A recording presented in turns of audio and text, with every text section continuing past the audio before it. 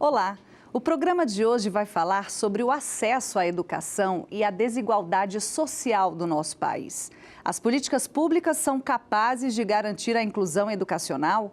Como o exercício dos direitos fundamentais pode auxiliar nesse processo?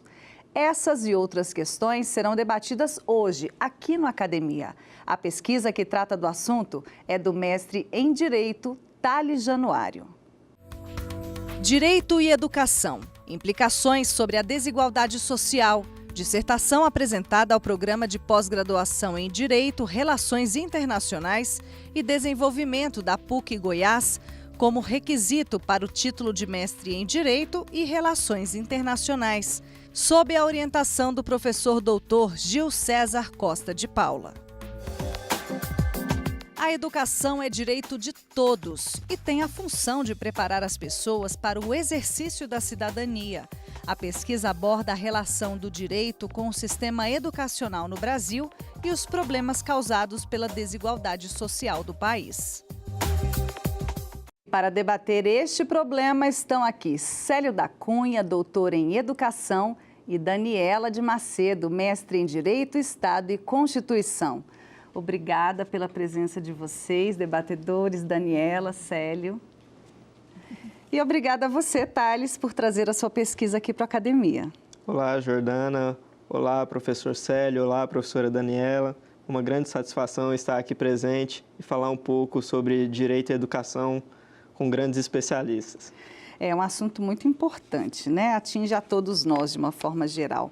Thales, vamos situar então a sua pesquisa. Você fez um estudo de caso e eu queria que você explicasse qual foi esse estudo de caso. Pois bem, o estudo de caso realizado foi no sentido de examinar políticas públicas implementadas pelo Estado brasileiro, seja de reserva de vagas, seja o programa de Universidade para Todos, que destina bolsas de estudos em universidades privadas, e o seu exame de constitucionalidade feito pelo STF, que culminou na declaração de constitucionalidade tanto um quanto o outro instrumento. Bom, e o que representa essa decisão do STF, na sua opinião? Qual foi a conclusão a que você chegou? Me parece que a decisão do STF foi bastante acertada, contudo, ela representa um avanço que não é suficiente para culminar naquilo que queremos como uma educação mais adequada. Nem poderia sê-lo, pois o STF, como órgão de poder jurisdicional, não é responsável diretamente pela elaboração de políticas públicas, mas sim pela sua sindicância.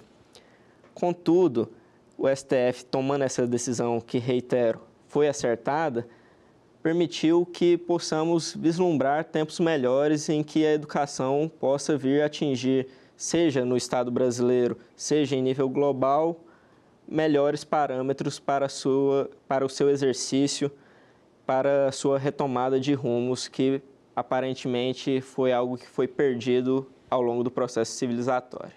Thales, na sua pesquisa, você traça um paralelo entre direito e educação de maneira histórica. Como foi a atuação do direito na garantia dessa inclusão educacional durante a história? É algo que é triste dizermos, mas parece que, enquanto a educação cada vez mais vinha sendo corrompida pelo processo histórico, o direito, que ao menos abstratamente deveria ter o papel de corrigir tais desvios, a maior parte do tempo se fez inerte e não corrigiu tais desvios. Hoje, na pós-modernidade, podemos até vislumbrar medidas que o direito vem tomando a fim de conseguir essa correção que é por nós pretendida. Contudo, ainda é algo que é preciso avançar muito. Ok, eu vou passar agora para a participação dos nossos debatedores. Eu começo com o professor Célio, por favor. Primeiramente, meus cumprimentos à sua dissertação, Thales, um trabalho assim, importante, né? Mas eu gostaria assim, de ressaltar que talvez um dos pontos altos dessa dissertação, desse trabalho, tenha sido assim a preocupação do autor em examinar pensadores da educação como Sócrates, Rousseau, né, que aprofundaram mesmo o verdadeiro sentido assim da educação. Acho que nessa direção, então, acho que poderia até esse trabalho ser continuado, até para verificar em que sentido aquilo que Rousseau pensou da educação. E o que o Rousseau pensou da educação? Bom, a grande tarefa, a grande missão da educação, formar pessoas, né? E o Sócrates também caminhou nessa direção, e tantos outros filósofos e pensadores que ele examina, Kant, né, o Aristóteles, né? E então representa um lado rico assim do trabalho. A questão que eu colocaria assim também acho que para o autor, é que ele examinou como estudo de caso o ProUni, né? Mas o ProUni é um projeto de expansão, de acesso. Mas o que pensa Rousseau, o que pensou também Sócrates, está dentro das pessoas, o interior, o lado subjetivo. Ou seja, são pensadores pedagógicos profundamente assim, de uma visão humanista da educação. É uma questão que eu deixaria assim aberto talvez para o Tales comentar. Em que sentido, por exemplo, os alunos do ProUni, e eu até examinei recentemente uma tese sobre o ProUni, né? Em que sentido os egressos do ProUni, que você coloca como um aspecto positivo, né? Em que sentido eles poderiam também estar avançando em termos daquilo que esses grandes pensadores da educação, há tantos séculos, eles pensaram e conceberam a educação como uma questão importante. E nesse sentido, você poderia talvez no seu trabalho até ter incluído também o Platão, que o Platão, eu aproveito, Jordana, Platão é o fundador dos ministérios da educação. Na sua República, ele destacou a autoridade da educação como a mais importante da República, ou seja, o Ministério da Educação. Enquanto na nossa composição de educação, o sentido de educação que queremos exprimir ao longo do texto, ao longo da pesquisa, é baseado em Rousseau, em Aristóteles, em Sócrates, a gente vê que hoje a educação praticada é totalmente alheia àquilo que eles outrora defendiam. Mas ocorre que ela, sendo alheia àquilo que foi defendido por esses grandes pensadores, ela começou a ser usada como um mecanismo de dominação. A educação passou a ser usada como uma aristocracia de títulos. E dessa forma, pessoas que não tinham acesso à educação não tinham qualquer poder sequer para tentar impingir um novo rumo para a educação, voltar à sua essência defendida por esses pensadores. Na medida em que essas pessoas passam a ter acesso a cursos de nível superior e então poderem garantir mais poder, essas pessoas podem também influir na medida que, com esse poder alcançado, elas conseguem fazer com que a educação que lhes era negada possa sofrer mudanças e possa tornar aos rumos que são desejados por nós. Ok. Professora Daniela? Primeiramente, eu gostaria também de agradecer, né, a participação no programa e parabenizar o Tales pelo trabalho, pelas suas reflexões muito bem elaboradas e dizer que fiquei bastante feliz com a temática pautada hoje para esse academia, em razão da importância, né, desse diálogo entre direito e educação para a nossa sociedade como um todo. Como o Tales muito bem colocou na sua apresentação, tanto o direito como a educação são fundamentais para a formação, né, do cidadão e para a coexistência das pessoas em sociedade, né, para uma coexistência sadia, saudável, com, né, regras, né, de convivência social. E na educação nós podemos aprender, né, muitas dessas regras de convivência social e desenvolver aspectos relacionados à nossa existência enquanto seres humanos numa determinada sociedade, para que possamos bem viver, né, e coexistir de forma sadia e plena. E o direito, na minha opinião, como nós eu particularmente, né, eu acredito muito no direito enquanto processo de transformação social. Eu acredito nesse potencial do direito, e até por isso que eu estou aqui, que eu gosto muito dessa pauta do direito, né? De alguma forma, a gente pode dizer que o modelo positivista, né, que a gente teria, digamos assim, as regras abstratamente colocadas e sem analisar praticamente o social, aspectos mais da realidade em si, teria sim, né, de alguma forma, um pouco mais de ligação com esse olhar que você trouxe para a sua tese, né, para a sua dissertação. Mas eu pergunto, Thales, você não acha que nos últimos anos, nas últimas décadas, a gente percebe no Brasil e no mundo um fenômeno de transformação desse paradigma de um modelo positivista para um modelo um pouco mais, digamos assim, pós-positivista, né? Ou até, digamos, um pouco mais social, esse olhar do direito, tentando estabelecer esse link direto com o que realmente acontece, com as demandas sociais, com a exigência da nossa sociedade e com o que a gente vivencia no nosso dia a dia, né? Quais são as regras legítimas a partir do que a própria sociedade em si traz. Claro que existem várias discussões sobre isso, né? A gente poderia dizer sobre ativismo judicial, existem muitas questões complexas que a gente pode trazer para uma discussão como essa. Não estou querendo dizer, né, puxar, né, para a minha opinião. Eu pergunto para você, você não acha que houve, sim, nos últimos anos, uma transformação nesse processo, que até no finalzinho da sua dissertação eu percebo que você coloca uma mensagem de um pouquinho de esperança ainda, né, nesse sistema, no sistema da justiça, em todas as possibilidades que o Poder Judiciário tem de também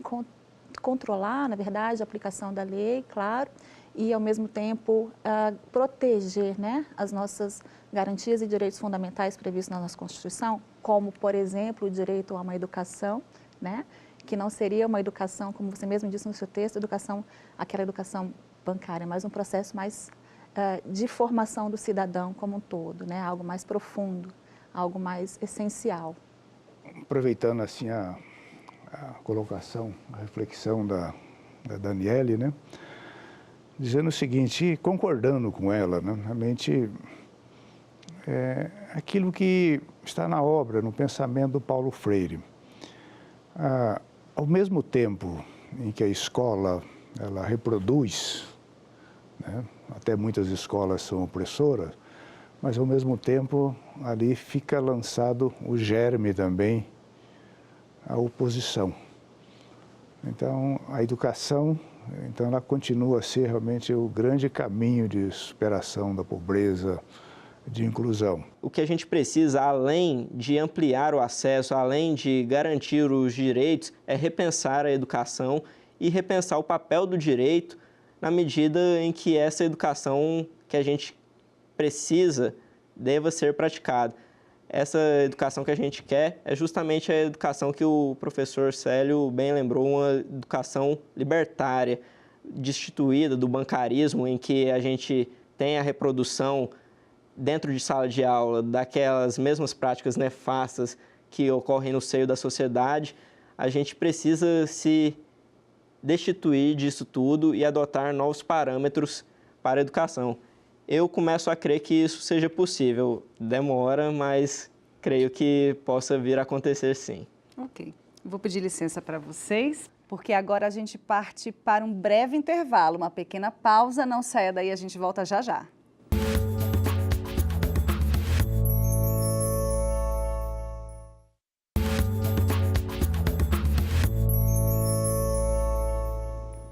O Academia está de volta e hoje o assunto do nosso debate é acesso à educação e à desigualdade social. A gente volta então com a participação do professor Célio, por favor. É necessário reconhecer muitos avanços que foram feitos no Brasil em termos do direito à educação. A Constituição de 1988, importante. O Estatuto da Criança e do Adolescente teve uma importância muito grande. As políticas do Ministério da Educação de valorização dos afrodescendentes, valorização dos indígenas nos currículos, realmente contribuíram muito assim, para a inclusão, eliminação da discriminação. Aquilo que eu me referi, o Ministério Público, os operadores do direito à educação estão fazendo hoje, assim, acho que um trabalho inovador de grande alcance. E no plano internacional, desde a Revolução Francesa, os direitos à educação eles vêm uma permanente luta. Claro que longe ainda dos nossos anseios, das nossas aspirações, mas é preciso reconhecer as grandes declarações universais, os grandes compromissos universais, a Declaração Universal dos Direitos Humanos de 1948, inúmeras declarações e compromissos internacionais que procuraram eliminar e conseguiram, pelo menos em parte, a discriminação contra a mulher, a discriminação contra os negros, contra os indígenas, até contra os ciganos, historicamente. Então, hoje nós temos um grande conjunto de documentos, de pactos e de normas internacionais que constituem o direito internacional à educação, que estão, de uma maneira ou de outra, contribuindo. Agora, nós precisamos examinar também o problema do direito à educação em relação às estruturas de poder. Por exemplo, no caso do Brasil e da América Latina, a educação ainda não constitui uma prioridade. Aquilo que os pioneiros pensaram, no grande manifesto de 1932, que a educação deveria ter até uma importância maior, até mesmo do que as políticas econômicas. Essa é a primeira frase do Manifesto dos Pioneiros, O Brasil ainda não atingiu esse estágio, mas está avançando. Claro que nós temos ainda, recentemente foi divulgado uma estatística aí que de 4 a 17 anos de idade nós temos 2 milhões de crianças e jovens sem escola. Precisa colocar, isso é urgente. Mas nós temos hoje mecanismos. Agora, nós precisamos também da sociedade, da classe média brasileira, das elites do país, realmente colocar nas suas agendas, os nossos parlamentares, que a educação é um dos maiores bens comuns da humanidade. E, portanto, isso tem que ser visto como prioridade absoluta. Então, não pode se admitir mais 2 milhões de crianças e jovens sem escola. Não pode se admitir mais, por exemplo, as violências nas escolas que estão acontecendo. Não pode admitir mais, por exemplo, que está acontecendo em várias capitais, sobretudo no Rio de Janeiro, jovens perdendo a vida quando vão para a escola. Então, acho que o momento é de repensar não apenas o direito à educação, mas repensar a própria sociedade, o país como um todo, no sentido de nós termos um projeto de Brasil, um projeto de país e considere os direitos humanos e todos os direitos como indissociáveis, porque um atua sobre os outros. Então, para termos o direito à educação pleno, nós precisamos também ter transporte, precisamos ter saneamento, precisamos ter saúde, enfim, nós precisamos de um projeto de país moderno e de um projeto de visão sistêmica, um projeto includente e dentro desse projeto nós pensarmos qual o lugar da educação e a missão da educação. Perfeito, professor Célio. A minha proposta ao longo do texto é bastante semelhante. Não vejo como simplesmente ampliar acesso à educação, seja até mesmo nos níveis mais altos, como algo que vá solucionar os problemas fundamentais que assolam a nossa nação e o mundo como um todo. E é realmente preciso repensar de que forma a educação vai moldar as pessoas que virão a fazer essas mudanças. porque é um processo que vai levar tempo, é um processo histórico, então não podemos nos exaltar no sentido de que acreditaremos que somos nós as pessoas que irão proporcionar essas mudanças, serão, além de nós, as pessoas que virão após nós, e para que essas pessoas possam fazer essas mudanças, é necessário que a gente pense na educação como uma forma libertária, como bem o senhor lembrou, como bem Paulo Régulus Freire sempre apregoou, e como Rousseau, lá já no século XVIII, queria que fosse. Ok. Daniela? Excelentes as colocações do professor Célio e também do Thales, né, sobre esse tema tão importante. E, assim, nesse momento, né, de refletir sobre os rumos, né, da educação no nosso país, especificamente, e esse diálogo entre o direito e a educação, eu pergunto, Thales, nós, sociedade civil, né, até como o professor Célio muito bem colocou, nós temos um papel fundamental nesse processo de transformação. Porque se nós, de alguma forma, vivemos, né, numa sociedade em que a educação está desvalorizada, né, porque não há o empenho do Estado como deveria haver para políticas públicas, em tese, fundamentais e prioritárias, né, como deveriam ser as políticas públicas para a educação. Nós sabemos de todos os nossos problemas sociais, econômicos e etc., mas a educação deveria ser uma prioridade até para o desenvolvimento do nosso país e para a garantia de todos os demais direitos sociais e individuais também, né? Como nós, sociedade civil, como nós podemos nos manifestar, como nós podemos nos organizar em busca desse processo, que na minha opinião é um processo histórico, né, de organização social das nossas liberdades, para que nós consigamos atingir esse ideal, que é o ideal de uma educação efetivamente libertadora, né? Que as pessoas possam ser plenas, que as pessoas possam desenvolver as suas habilidades, o seu potencial enquanto ser humano, né? Que cada um de nós tem habilidades que podem ser desenvolvidas dentro de um ambiente, tanto na família, mas também no ambiente educacional, óbvio. E como nós podemos garantir que as próximas gerações e que nós mesmos, né, ainda os nossos filhos, nossos netos, nossos bisnetos e as próximas gerações, futuras gerações, tenham realmente concretizado esse direito à educação.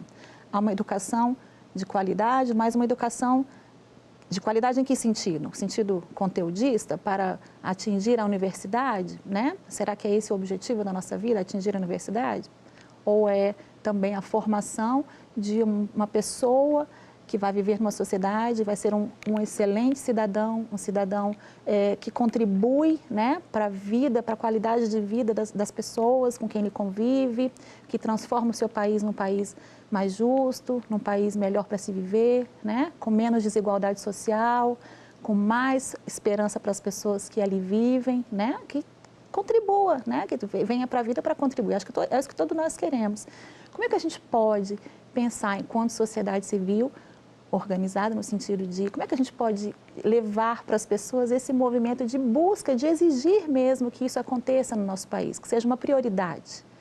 E que todas as escolas, independente de serem particulares ou públicas, falem a mesma língua também, né? Exatamente. Sem dúvida. Ótimo, professora Daniela. Realmente, a escola, quando a gente fala de educação, é um elemento fundamental. Quando, da construção do texto, a pesquisa tentou delinear a educação de uma maneira linguística como sendo aquela responsável por libertar o homem nos termos em que Rousseau defendia lá no século XVIII. Então, o que se quer das escolas é que elas auxiliem nesse processo de libertação. E propostas não faltam. Se invocarmos aqui uma que chegou a ser implementada no país, mas posteriormente veio a ser abandonada e até hoje se encontra abandonada, temos, por exemplo, a proposta de Paulo Freire, da educação libertadora, a educação como prática da liberdade. em que é destituída de bancarismo, do protagonismo exclusivo do professor, que ensina e tenta preencher a mente dos alunos como se fossem meras vasilhas. A gente tem que parar de pensar a educação como um exercício de autoridade. Então, a sociedade tem que passar a exigir que nas escolas não haja mais essa grande escalonamento hierárquico, aluno-professor, professor-diretor e assim por diante. É preciso que a educação, antes de mais nada, para que ela seja efetiva e de qualidade, seja democrática. Isso inclui desde os alunos até o presidente da República ou quem quer que seja. Thales, para a gente terminar a nossa discussão, nós falamos ao longo do programa em vários pensadores, né? Aristóteles, Rousseau, e eu estou vendo que você trouxe um livro. Aliás, 2. Sim. Queria que você falasse um pouquinho, rapidamente, sobre eles, né? Para quem deseja se aprofundar no assunto. Sim, aqui eu tenho um exemplar da obra Emílio, ou da Educação, que é um texto de Rousseau composto em 5 livros. E este texto, ele ensina uma forma que ele pretendia aplicar aos seus pupilos, que é a forma de como se manter um homem íntegro em meio a uma educação corrupta. Então, esse aqui não é um texto que apregoa como devemos mudar a educação, mas sim como devemos educar aqueles a quem amamos, para que, apesar da educação nefasta, ele venha se tornar uma boa pessoa. Ótimo. E o outro é um exemplar de Pedagogia do Oprimido, de Paulo Freire. Esse sim, um livro muito exortativo, no sentido de que é um livro que busca o combate à educação tal como ela vem sendo aplicada atualmente, através do bancarismo, a hierarquização e a mera repetição de conteúdos dentro de sala de aula. Ele busca alternativas para essa prática que vem sendo aplicada desde tempos muito remotos e que acabou por corromper a educação. A proposta de Paulo Freire, ela é realmente inovadora e foi objeto de muitos estudos mundo afora. Paulo Freire foi, inclusive, convidado a lecionar em Harvard acerca da sua obra, porque é algo que até então não havia precedentes. Hoje, há muitos textos no mesmo sentido e todos sempre inspirados por Paulo Freire. Posso fazer um pequeno acréscimo? Claro. Então, de leitura também, Thales, eu estou lendo um livro no momento que eu acho que eu não terminei a sua leitura ainda, mas já está avançada, que é um livro também que eu recomendo no conjunto desse debate nosso, né? É um livro escrito até por um professor da África do Sul, de nome Achilles Mbembe, e o título é A Crítica da Razão Negra. É um livro realmente bastante profundo, que nos ajuda na direção de nós fazermos cada vez mais justiça, até com um fato que se torna cada vez mais público, que o Brasil é o maior país africano fora da África. Mais de 50% da população brasileira é afrodescendente. Eu acho que essa dívida nós temos que pagar. Eu acho que o direito à educação tem que contribuir cada vez mais para o pagamento dessa dívida. Obrigada, professor, pela dica.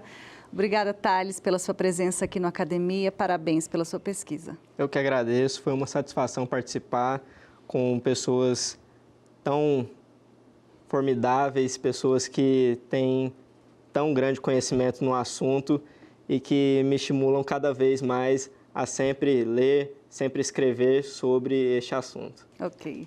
Muito obrigada a vocês, debatedores, professor Obrigado. Célio, Daniela. Muito obrigada pela presença. O Academia chega ao fim, mas a íntegra do programa está disponível na internet. Acesse tvjustiça.jus.br e você também pode entrar em contato com a nossa produção para enviar uma sugestão de tema. O e-mail é academia@stf.jus.br. Agora você segue com a nossa programação. Tchau!